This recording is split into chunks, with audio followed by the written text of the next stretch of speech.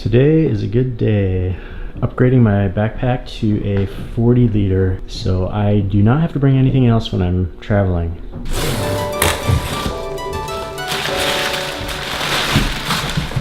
This is my new camera carrying case for this guy. And this is my new carry-on. This is my original GR1 bag from GoRuck. And this is the GR2 bag. I always felt like with this guy, I would run out of room and it was hard to fit like an extra pair of shoes in there. And so this is great for just getting around kind of as your day ruck. This guy's a little bit more geared towards traveling. The cool thing is,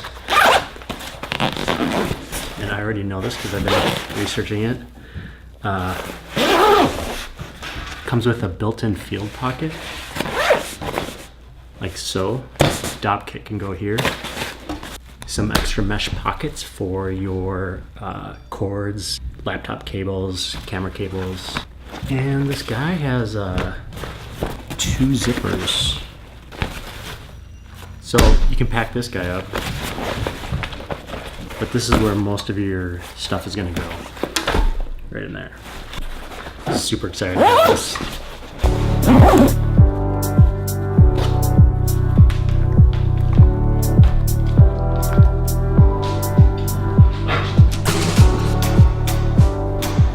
What are you making? Zucchini noodle pad thai. Very precise. Gotta get the best leaves, you know? Very No stems. precise. No stems, no seeds. Which one's mine? In your dreams. Not as tasty as this guy, Dude, that looks so good. which I made earlier today. I think I might have to copy you, but do turkey bacon. I'm switching to a keto diet. I learned more about it when Tim Ferriss was talking to one of his guests. I can't remember his name. So I started last week, or 2 weeks ago, went to Minneapolis, pretty much gave it up, which I always do when I'm in Minneapolis, and then starting back on it today. This is the goods. Pesto, chicken, bacon, mozzarella. Essentially, you can eat as much fat as you want. And limit your protein and limit your carbs, and that's about it. So, pretty easy. I, on the other hand, am still eating all the carbs. You know, I just discovered these. I don't know if you guys have ever had Annie's. I had this one on Saturday, and it is the shit. I'm a die-hard, ride-or-die craft girl, but this, I would say, is just as good. And there's none of the artificial, weird orange cheese. It's all real ingredients. For work lunch. That does look good. Super good. Yeah. Tastes just like Kraft. You found the one little sunspot in the living room, huh, Lupe? Where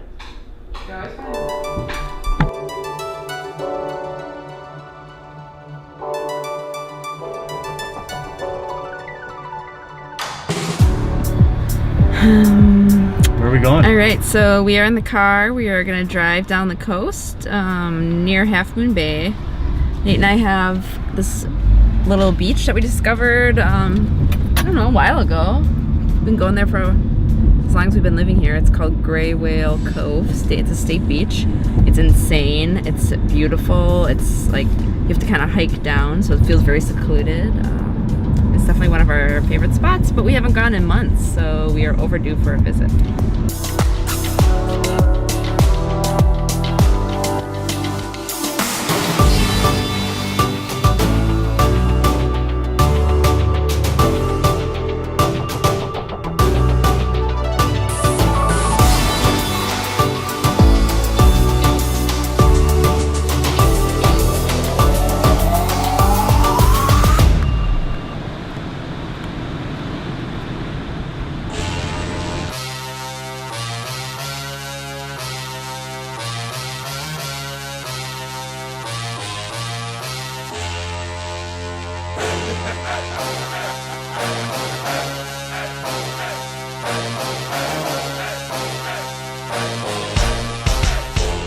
We haven't done a video.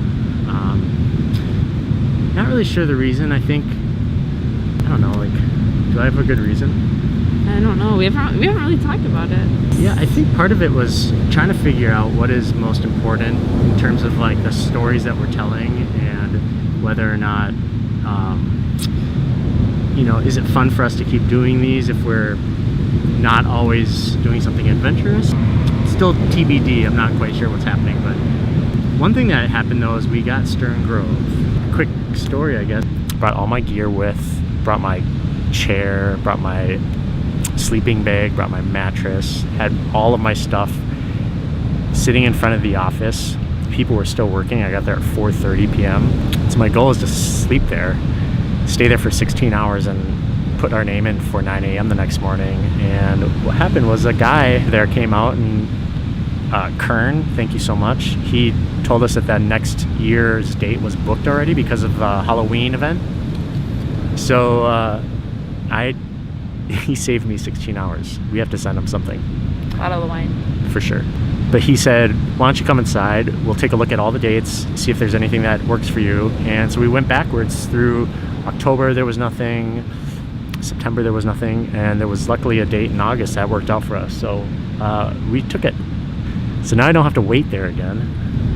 So now, instead of having a year to plan the wedding, we have... Oh my goodness, look at these waves. I know. I'm getting a little nervous. Okay, these waves are coming in hot. Step up. You gotta go up, right up there, fix it. So here are my feet. The waves are right there. I mean, we're really high up on the beach right now, and that's how far it's coming up. So we might get pushed out of here. It's just water.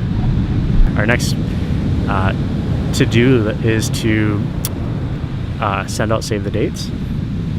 And, you know, we're kind of contemplating a couple things, like not having kids come to the wedding, and not really quite sure how to word that. I just want to be like open about that, but I think, you know, we're just trying to figure out like maybe what the best way to handle that is without really offending anybody, because we know it's kind of like a big issue, but at the same time we don't have that much seating where we're going to be. So if you've ever had an idea like that before, where, you know, maybe you wanted to try to keep your numbers down in the wedding just because you can't invite everybody, and, you know, maybe not having kids is one of those ways to do that, I think send us some comments below and let us know maybe if you've dealt with that in the past, or if that's a rude thing to do. I don't know.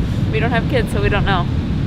We just got to get moving. Forces Save us to the be dates, guest lists, dress shopping, all the things. And we get to be a little thrifty about it, you know, just like what's really necessary. And I think we're always thinking that way, but this kind of just forces us to be on a more stricter timeline. So gotta check the boxes off the list, man.